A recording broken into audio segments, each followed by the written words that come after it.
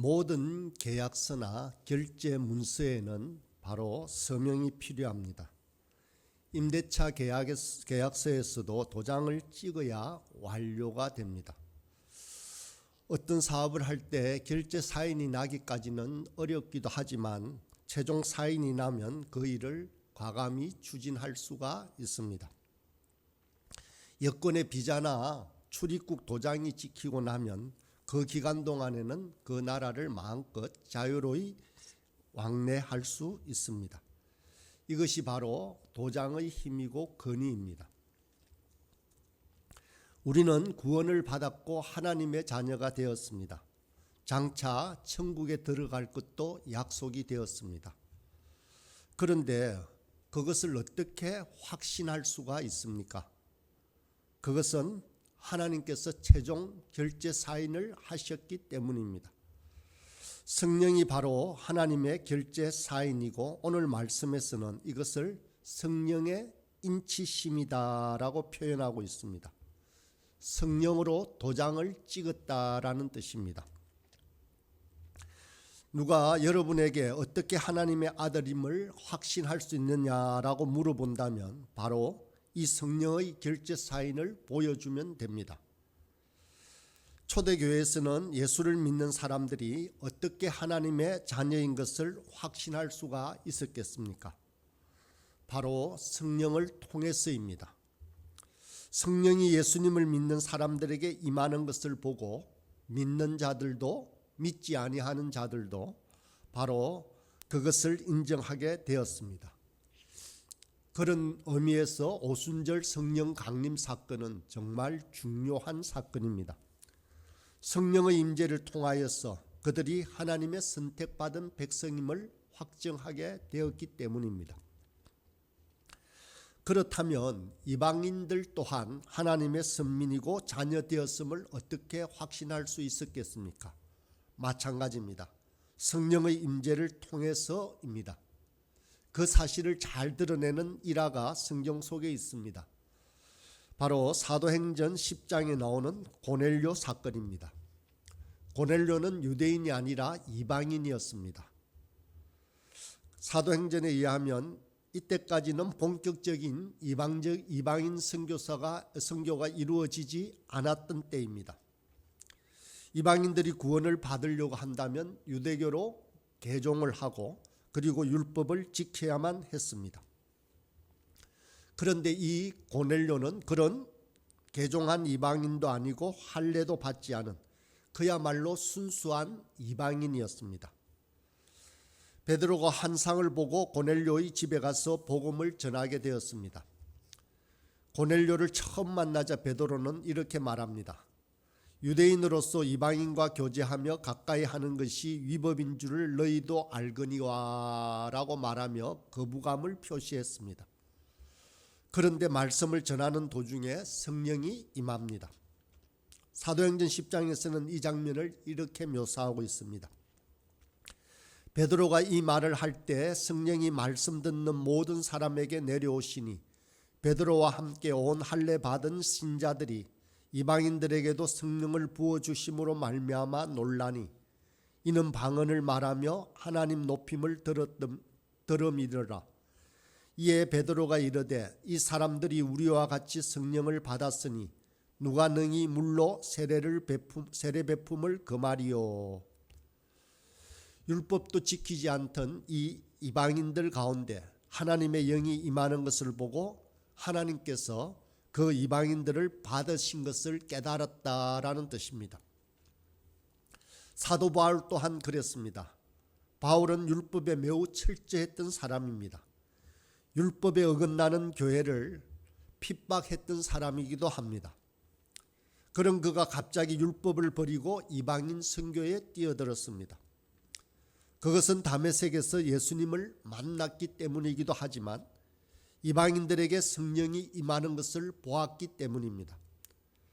성령은 바로 하나님의 영인데 이 영이 이방인들에게 임하였다는 것은 그들 또한 하나님의 백성이 되었다라는 것을 알았기 때문입니다. 바울이 갈라디아 지역에 복음을 전할 때의 모습을 다음과 같은 말에서 확인할 수 있습니다. 너희가 성령을 받은 것이 율법의 행위로냐 혹은 듣고 믿음으로냐라고 묻고 있습니다. 성령의 임재를 보면서 바울은 이제 하나님의 역사가 율법을 초월하고 있음을 깨닫게 되었습니다. 그러면 그들은 이 성령의 임재를 어떻게 알았겠습니까? 단지 말씀이 그러니까 믿음으로 받아들인 것이겠습니까? 아닙니다. 그들은 분명히 보았습니다. 그들은 체험했습니다. 오순절에 성령이 임하는 모습을 급하고 강한 바람과 같았다라고 했습니다. 불의 혀처럼 갈라져 각 사람 위에 임하였다라고 표현했습니다. 사도 바울은 데살로니가에서 복음을 전할 때의 모습을 이렇게 설명합니다. 이는 우리 복음이 말로만 너희에게 이른 것이 아니라 오직 능력과 성령과 큰 확신으로 된 것이다 라고 말씀했습니다.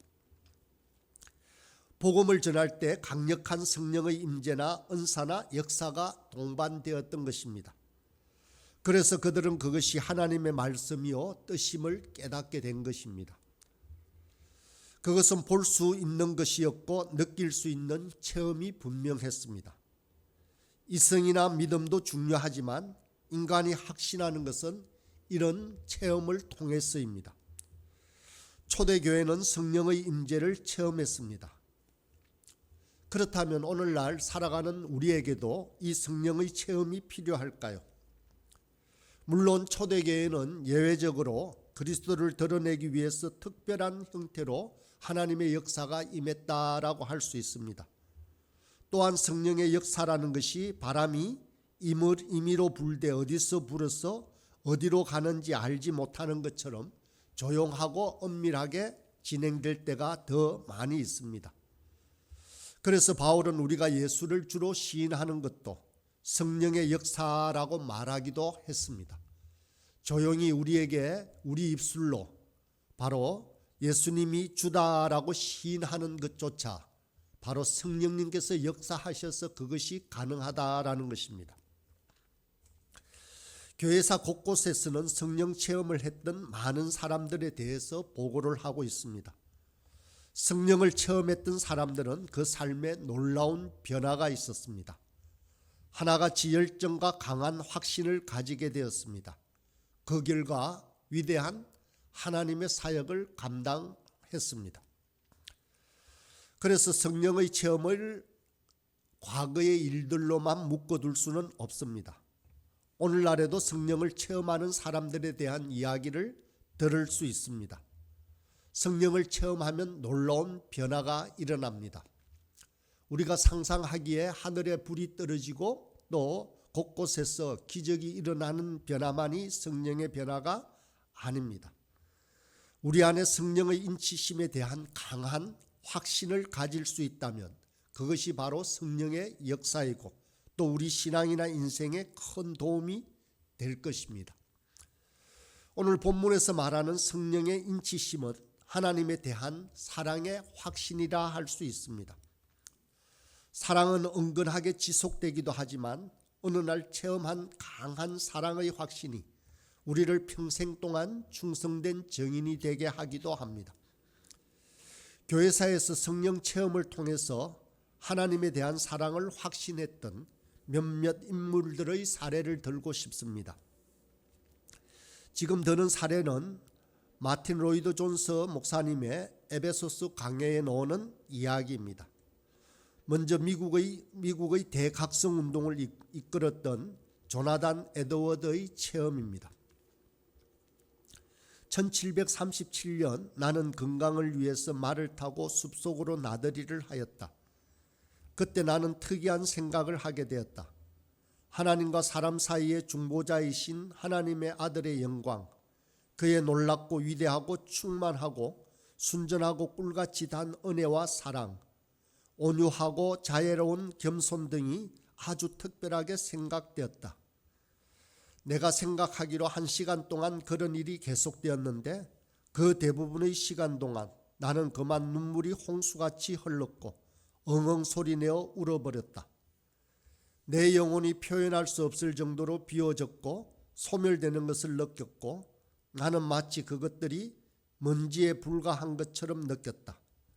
오직 내 영혼은 그리스도로만 충만해져 있으며 거룩하고 순전한 사랑으로 그를 사랑하며 그를 신뢰하며 그를 의지하고 살며 그를 섬기고 따르는 일에만 전념하는 것을 느꼈다.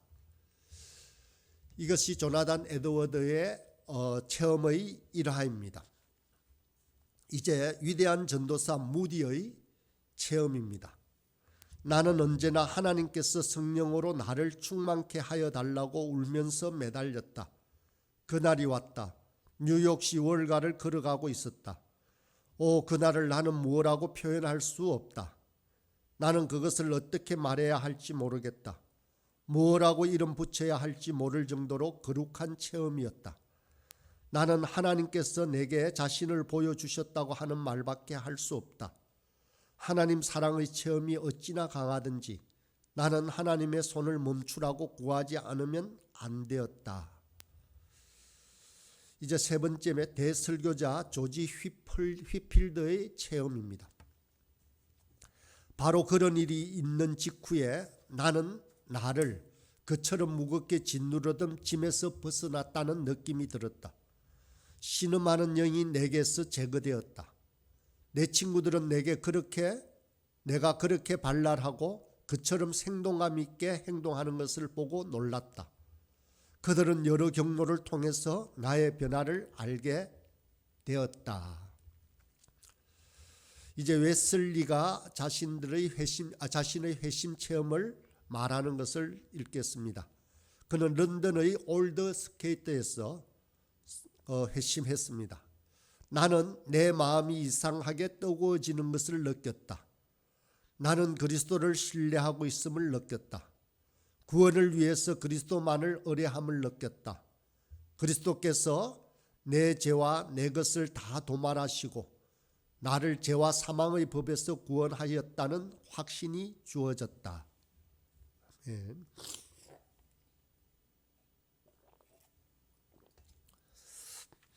이처럼 체험이 우리에게 확신을 가져다 줍니다. 영적 거장들의 체험이 우리와 크게 다르지 않습니다. 여러분 또한 수련회에서나 기도 중에 이러한 떨림이 있는 시간들이 있었습니다. 표현이 아니면 이 묘사가 다를지는 몰라도 우리 각자에게 주어진 체험이 있습니다. 이 체험이 우리의 삶을 바꿉니다. 성령의 인치심은 바로 과거의 사건만이 아닙니다. 현재도 성령님께서는 우리에게 사랑의 확신을 가져다 주고 있습니다. 또 성령으로 인치심을 받았다라고 하는 것은 우리의 주인, 즉 소유주가 누구인가를 말해주는 사건입니다. 자기 소유의 짐승에는 낙인을 찍어서 구별합니다. 자기 그림이나 자기 글씨에는 낙관을 찍어서 표시합니다. 바로 내 소유라는 것이죠. 성령으로 인쳤다는 것은 우리가 하나님의 소유가 되었다라는 뜻이기도 합니다. 여러 짐승들이 섞여 있지만 선한 목자는 자기의 양들을 알고 구분해냅니다. 보면 대번에 알 수 있고 표시가 되어 있어 다른 사람들도 그 소유를 인정합니다. 우리는 수십억 인구 가운데 한 사람입니다. 우리는 우리 자신이 별 볼 일 없어 보일 때도 있습니다. 그러나 결코 그렇지 않습니다. 우리는 바로 하나님의 소유이기 때문입니다. 너희는 택하신 족속이요 왕같은 제사장들이요 거룩한 나라요 그의 소유된 백성이라고 말씀하십니다. 제 딸아이가 유치원에 다닐 때였습니다. 유치원 행사에 참석한 적이 있는데 다 똑같은 유치원복을 유니폼을 입혀놓고 키도 고만고만해서 잘 구분이 가지 않습니다. 그러나 제 눈은 제 딸만 찾았고 쉽게 발견할 수 있었습니다. 내 소유이고 내 사랑하는 딸이기 때문입니다. 여러분도 그렇지 않습니까? 많은 아이들 가운데 자신의 자식만을 찾을 수가 있습니다. 하나님께서 우리 한 사람 한 사람을 볼 때도 그렇습니다. 보이지 않지만 성령의 도장이 찍혀 있기 때문입니다. 요한계시록에는 마지막 때에 구원받은 사람들의 이마에는 어린 양의 이름과 아버지의 이름이 씌어 있다라고 말하고 있습니다. 우리에게는 하나님의 표시가 되어 있습니다. 우리 눈에는 보이지 않지만 하나님의 눈에는 그것이 분명 보입니다. 바로 이것이 성령의 인치심입니다. 오늘 말씀에서는 또한 성령으로 인치심을 받는 것을 기업의 보정이 되었다라고 표현하고도 합니다. 여기서 말하는 기업이란 유산, 상속으로 번역하는 것이 좋습니다. 우리는 막대한 유산이 상속으로 주어질 예정입니다. 막대한 상속이 주어지기 전에 먼저 보정으로 주어진 것이 있습니다. 여기서 말하는 보정이라는 것은 지불금 전체를 주기 전에 미리 일부를 주는 약조금을 말합니다.